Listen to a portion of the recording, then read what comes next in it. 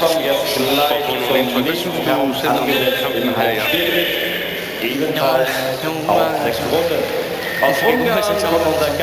Jeg venter på længe. Der er mange tidsudskaber her. Han passer godt på sig selv og bokser pænt og han har mange kampe. Du bruger ligesom første og anden runde til at komme ind og finde din rytme. Ja. Jeg kunne ikke rigtig finde krydset på ham. Jeg ville godt lige have haft nogle bedre med krydset. Med højre kryds, men jeg kunne ikke rigtig... Jeg tager ikke rigtig i aften, så mangler lidt på mere på hård. Hun skulle lige have haft det mest. Det kunne være, hvis han er kommet lidt mere til mig, så... Der har været en bedre fight. Den lange venstre kører altså godt. Ja, den kører bedre. Det går bedre og bedre derfor der. Jeg kan mærke, at den begynder at køre som... Ja, som... Så vi har set her ved ringside og talt meget om, at du bokser med en utrolig ro, meget afslappet derinde. Hvor kommer det fra, den ro? Jamen, den har jeg trænet meget på her efter. Vi skal til at gå over flere omgange. Jeg er ved at begynde at lægge den anspændthed, der ligger i boksningen, når man som amatør og så videre. Den er ved at lægge fremme nu, og jeg prøver at lade være med at bruge kræfter på det. Og så tage videre på at lade det hele køre så afslappet som muligt. Man kan tydeligt se, at både første og anden omgang, du bruger ingen energi. Nej. Jeg prøver at komme i gang uden at bruge kræfter og få hurtigheden til at køre. For det er der, når kommer sidst stævne. Jeg vokser, der kører jeg mindst meget på de sidste 2 omgange. Og jeg vil lige slå ham ud, og så kommer knockouten automatisk ikke. Du så det selv i aften, altså til allersidst bliver jo helt... Der vil du altså fat i ham. Ja, det er klart, at jeg begynder at prøve at skabe lidt fight, ikke? Og altså, jeg synes, der er kampen ligger helt til min side igennem alle omgange. Et flot, ganske pænt stykke professionelt arbejde, godt håndværk, og det vigtigste, synes jeg, det er den ro, du er ved at udvikle. Ja, jeg har også den, jeg prøver at arbejde meget med, ikke? Og jeg vil gerne have så gode træningspartner som muligt for at lære fiben og lære det hele. Finde roen derinde. Okay, forløb i 6 kampe, 6 sejre. Det er en god introduktion. Ja, det går godt, det synes jeg. Og det er jo kun positivt, så har man endnu mere at gå på målet. Okay, tillykke med sejren. Tak. Hej. Mike Tyson has one thing on his mind. One passion that drives him. One goal to prove he's the best. The new heavyweight champion of the world! But one fighter stands in his way. Former world champion Orla Norris. Mike Tyson versus Orla Norris for the WBC International Heavyweight title. Live from the MGM Grand in Las Vegas, Nevada.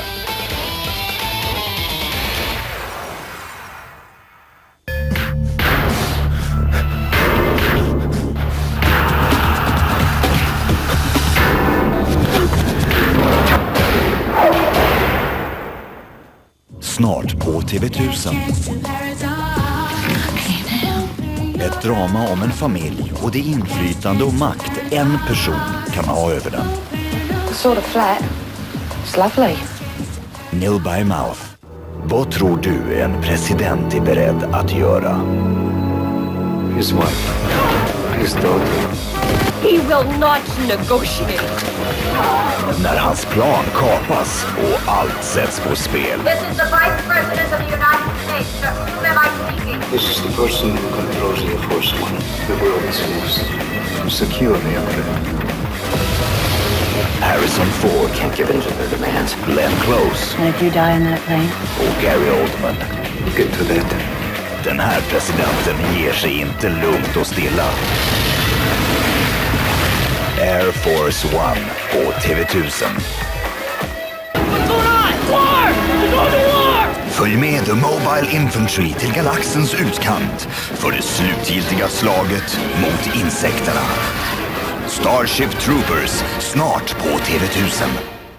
Från Sydamerikas djungel till ett museum i USA. Here is the devil god. Uråldrig ondska. South American tribe, they made a deal with Satan to vanquish their enemies. Var tyst i museet.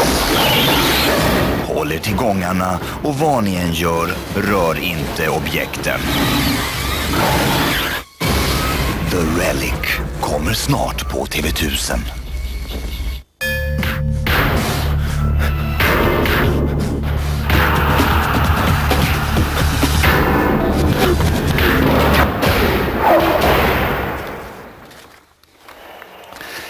Da er vi tilbake her i Oberhausen, og nå er det tid for hovedkampen, og her kommer utfordreren fra USA, Ed Mahone, som altså er utfordrer I kveld til WBO-titlen til Vitali Klitschko, som ble WBO-mester ved å beseire Herbie Hyde på knockout her I juni I andre runde.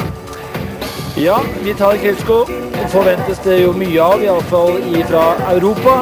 I Amerika så ser det ikke på han på samme måte, Åke. Nej, han är inte riktigt upptäckt där. Ett bevis på det är I boxningsmagasinet KO så finns han inte med bland världens 100 bästa boxare. Så där är han ett oskrivet blad även efter segern över Herbie Hyde. Herbie Hyde har aldrig haft ett namn I USA. Så att där tar de inte så starkt på den segern. Men han var mycket bra den kvällen. Midsommarafton nu I juni I London när han I andra ronden slog ut Herbie Hyde som var vettskrämd. Som vanligt mot stora motståndare. Den 2:02 långe Vitali Klitschko mejade ner Herbie Hyde. Liebe Boxsportfreunde, und nun ist es soweit. In die rote Ecke kommt der Mann mit der Eisenfaust. Ist ungeschlagen, 25 Siege, alle durch K.O. Und ist der Weltmeister. Aus dem Boxstall Universum Box Promotion aus Hamburg, Vitali Klitschko! Här kommer han då, presenterad som tysk, men han är ju född I Ukraina och det var där han var amatör. Det var där han var när han vann silvermedaljen 95 på VM. Han har ett enastående facit, 25 raka segrar, 25 knockouter. 20 av de här knockoutsegrarna har kommit I första eller andra ronden. Bara en gång har han gått längre än femte ronden och då vann han på knockout 97, 8 november över Gilberto Williamson I sjätte ronden. Så det här är en maskin. Iron Fist kallas han för. Järnnäven från Kiev. Som har en bror, Vladimir, som är Europamästare efter seger över Axel Schulze på teknisk knockout. Og før det så var Vitali Klitschko Europamäster. Da han ble det og vant over Mario Scheisse I 98. Försvarade titeln 2 gånger, sen gav han upp den för att kunna utmana Herbie Hyde om WBO-titeln. Ja. Och här är han på väg upp mot ringen för sitt första titelförsvar mot amerikanen Ed Mahone. Og Ed Mahone, han er altså en bra knockout-bokser. Fordi han har 21 knockout av 21 seire. Og har aldri tapt, men derimot har han 2 uavgjorte kamper. Den første kampen hans som professionell var uavgjort over 4 runder. Og så var det vel en kamp der det var en technical draw, som det heter, I 7. runde. Mot Albert Williams I 98. Han er altså også en knockout-bokser, Ed Mahone, og det har vært masse ståhei før denne kampen på presskonferanser og det hele, og det her ser det altså alderen og størrelse på bokserne, og til Klitschko. Grøse, 2.02 er han på strømpelesten, som man sier I Norge, 1.91, Ed Mahone, og ganske høy han også. Rekkevidden er lenger hos Klitschko, og så noen kilo tyngre er Klitschko, men I praksis så skal ikke de tallene vanligvis bety så veldig mye. Det er ofte at tungvektere noen kilo forskjell på dem, men når kiloen sitter på rett side hos Klitschko, så er det tungt som det er, og det er riktig tyngde. Amerikanska nationalsången.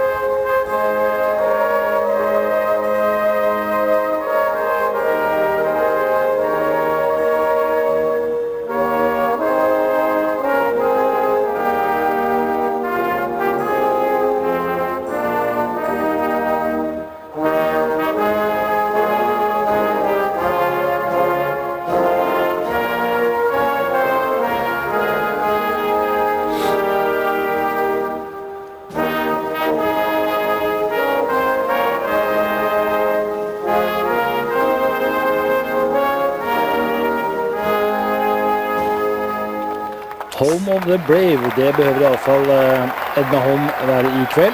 Ganske så brave når han skal opp mot Klitschko. Ukrainska hymnen.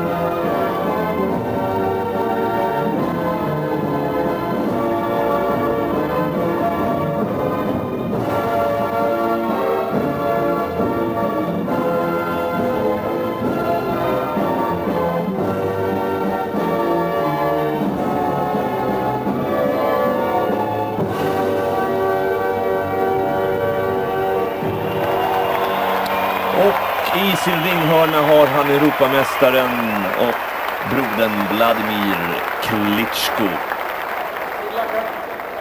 Mahon är någonting som så vackert som nordamerikansk mästare.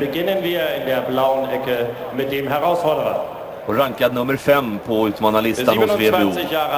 Och han har också ett vackert facit som vi hörde tidigare. 21 segrar, 21 vinster på knockout. Sein Rekord als Profi 23 og det vel omtrent eneste som like vakkert når det gjelder de to bokserne, i alle fall som kroppsmessig. Jeg skal ikke si at han andre vakker, men han i alle fall ganske så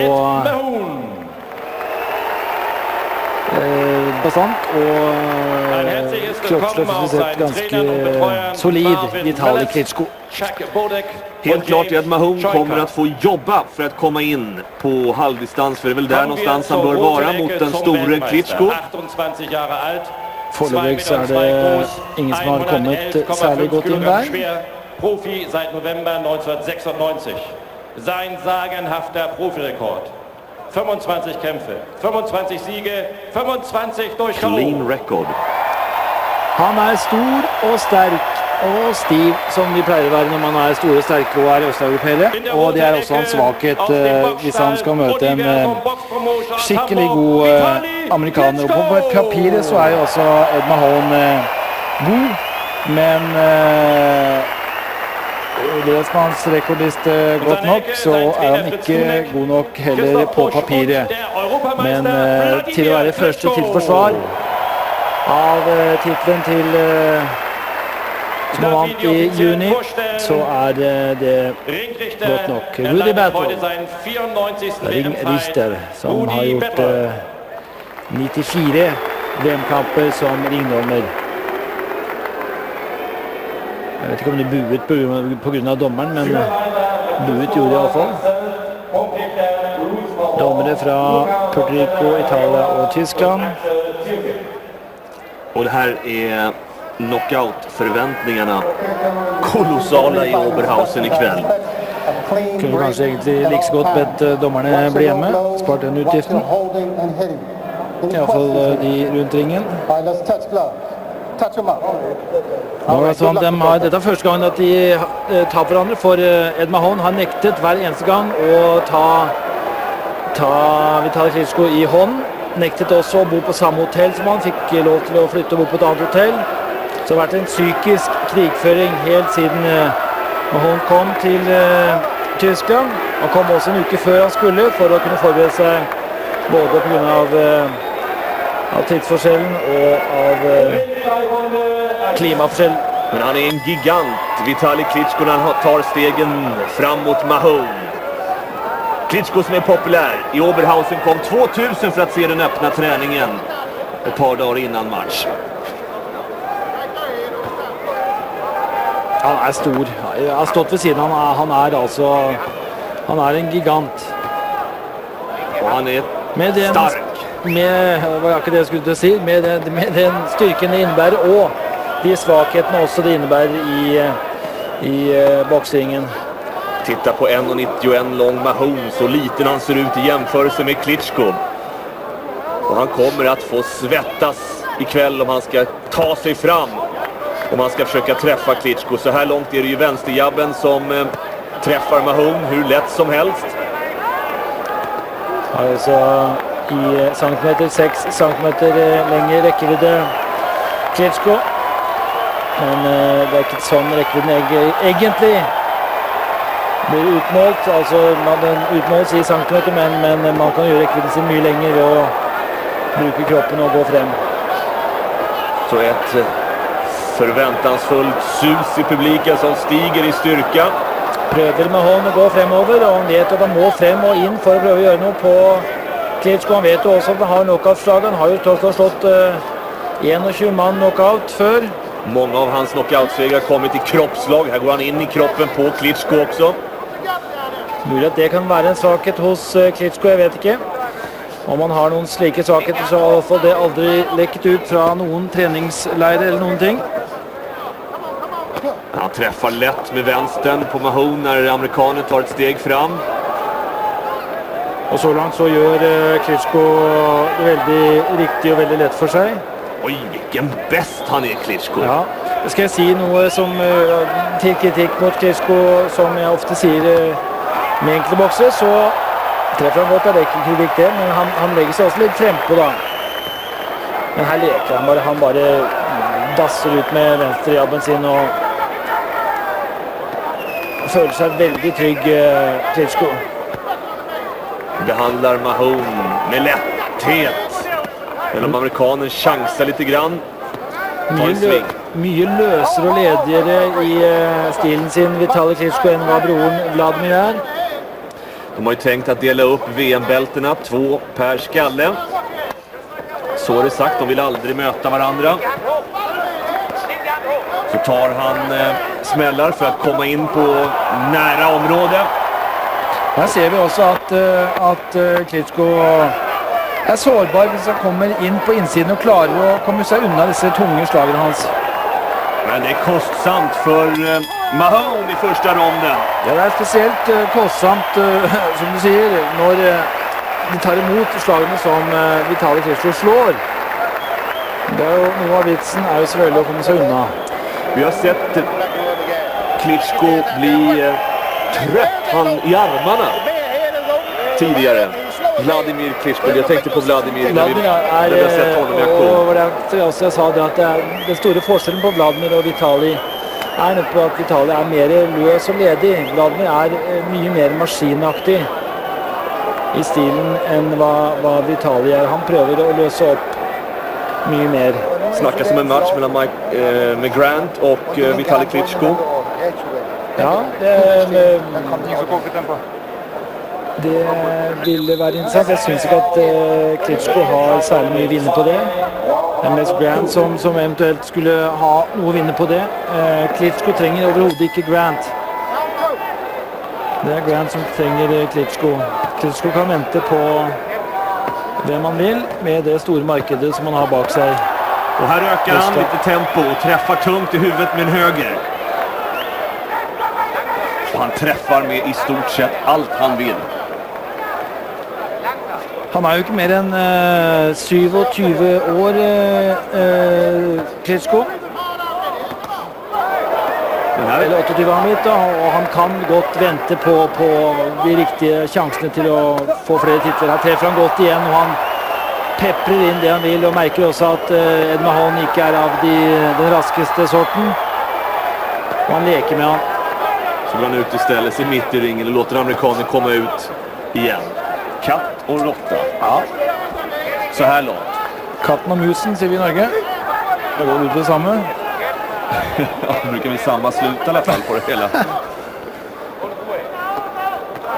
Men altså, Klitschko har jo ikke denne amerikanske stilen, altså, som når du får en kvalitetstungvekter som er løs og ledig og kan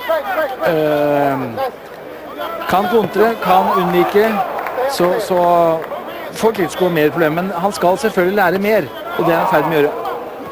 Og derfor så er det ingen vits for Klitschko å møte en kar som Michael Grant, og det er som sagt, det har han ingenting å vinne på når det gjelder hverken penger eller renommé. Ja, det vil si HBO hadde gått inn og betalt en del penger, men i lengden så jeg snakker egentlig ikke så mye om Ed Mahoney, for han er mør allerede. Han hodet hans blitt truffet av så mange tunge treffere fra Klitschko. Så du, Klitschko slog ner garden, högg ner garden med vänsterhanden och drog till med höger sen. Det var länge siden at Klitschko oppdaget det redselsfulle blikket til Ed Mahoney, og det oppdaget han antagelig allerede, eller i hvert fall sist han så han på innveiningen. Her står Ed Mahoney ganske så trofast i gulvet med begge bena, og nok allerede ganske så beruset, holdt jeg på å si. Oj, han har mycket svårt att hålla ihop försvaret mot Klitschko nu. Men han jobbar, och det ska vi berömma honom för. Virkelig. Og han jobber seg inn, han jobber seg hele tiden fremover inn, og tar imot og håper på å komme på en distanse der han kan gjøre fra seg på best mulig måte. Her var han over med en høyre sving ovenifra. Han ser ned i maven på Klitschko slik at han skal droppe sin guard, men det hjelper lite, ser vi. Han har tatt mange av de harde trefferne fra Klitschko nå. Nesten for mange til at det skal være sunt. Seth Bodak inn i ringhjørnet her hos Ed Mahoney. Cutman. En annan man som nämns som framtida motståndare för Klitschko är ju Iron Mike Tyson. Jeg tror nok at Tyson venter med Vitali. Jeg ville synes det kanskje vært smart av Tyson å plukke Vladimir Klitschko, for han tror at han ville være ideell motstander for Tyson. Og jeg tror også at Peter Cole, som er promotor for Vladimir Klitschko, ville ha akseptert Tyson og trodde at Vladimir kunne vinne. Dermed så tror jeg at Vladimir ville være for stiv og bli trøtt etter 4-5 runder. Og da kommer Tyson.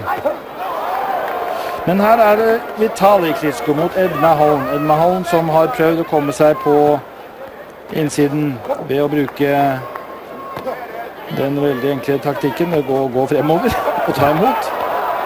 Och han tar emot minsann i mängd.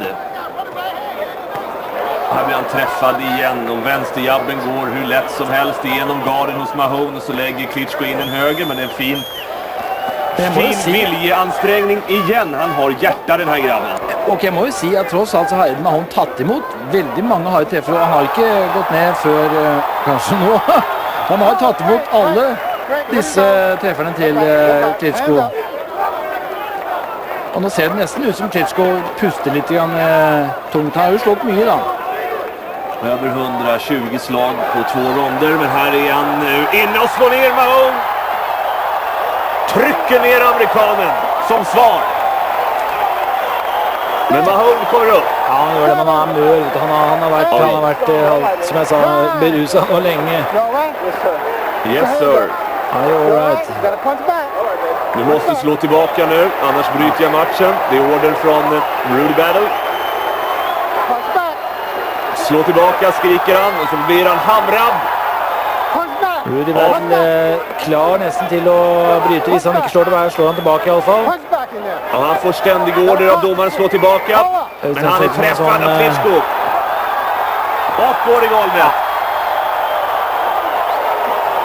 Det är över. Han var truffet av mange slag, og det skal han ha. Han tok slaget til Klitschko lenge. Og han tok imot dem i pannen og på haken og på øret og under haken overalt. Og sto for dem. Trots alt. Det skal ha en stor eloge for Ed Mahoney, men han vägde lätt. i jämförelse med den här jättemannen från Kiel som har en obruten segerrad med lika många knockouter som vinster.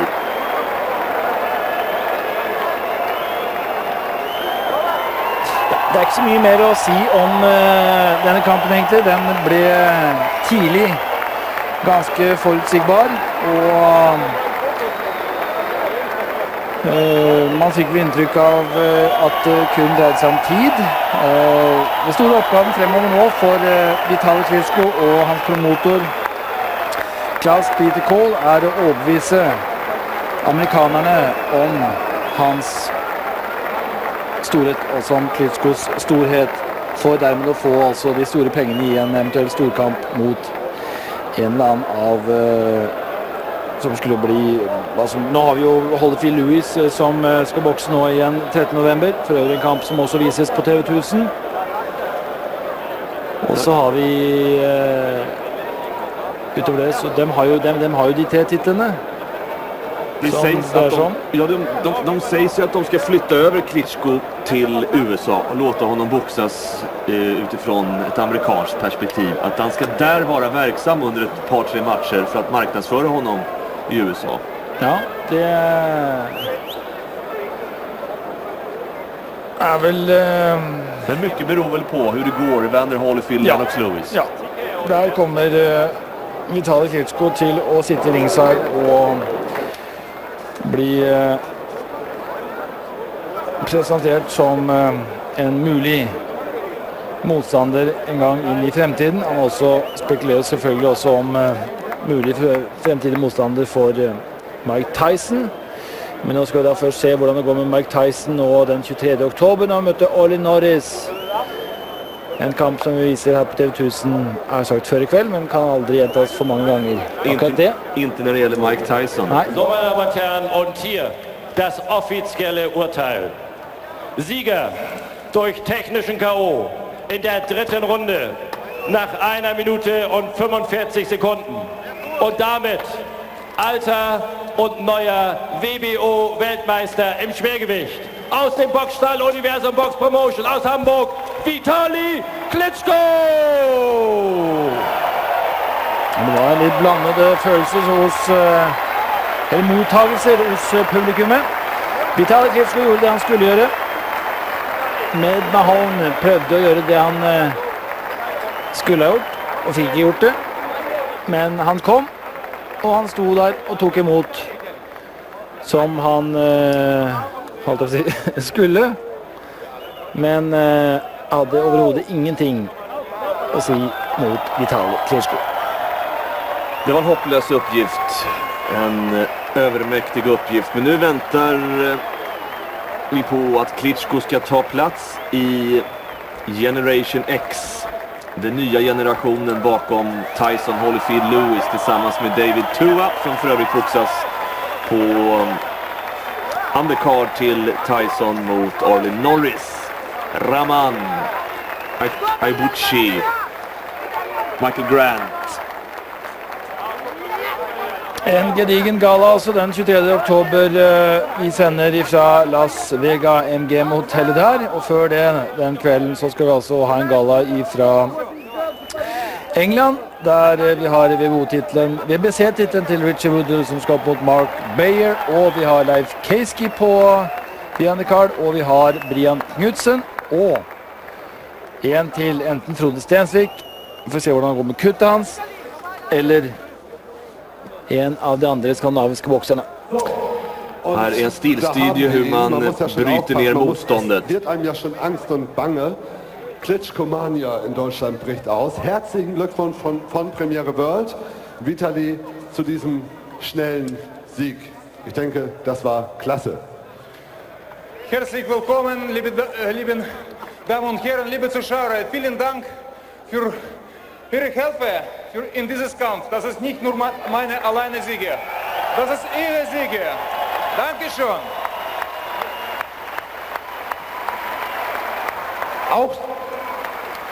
Auch der Vitaly ist ein Profi, das merkt man schon. Aber nun müssen wir mal eins sagen, den vielen Fans und auch den vielen neuen Fans hier in Deutschland, wann können wir sie denn mal ein bisschen länger sehen? Das waren bislang höchstens 6 Runden. Ich glaube, die Fans wollen Sie irgendwann mal länger sehen. Nächstes Mal leider, dass der Kampf war ein bisschen zu kurz. Wie immer, manchmal die Leute nicht zufrieden, weil möchte ein bisschen längere Spaß machen. Ich verspreche nicht. Nächste meine Kampf, ich versuche machen noch schneller, wie möglich.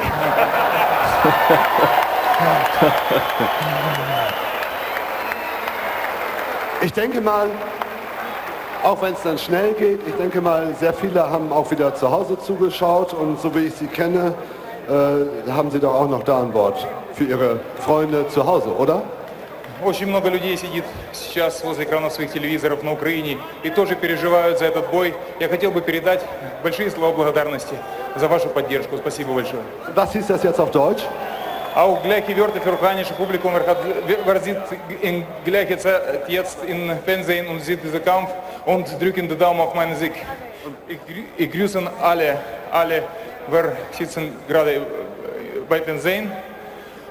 Und herzlichen Dank, ich möchte sagen für meine wirklich sehr harte Gegner Ed Mahon.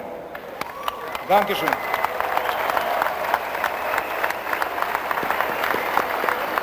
Vitali, wann sehen wir Sie in Amerika?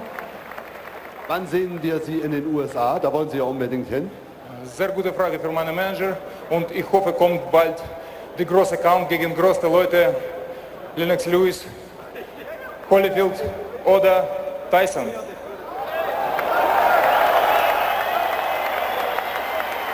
Und da freuen sich, glaube ich, alle hier und auch die Zuschauer zu Hause drauf. Vielen Dank und viel Glück für die weitere Laufbahn. Vitali Klitschko, Dankeschön. Herzlich willkommen zu unseren nächsten Kämpfen und noch einmal danke.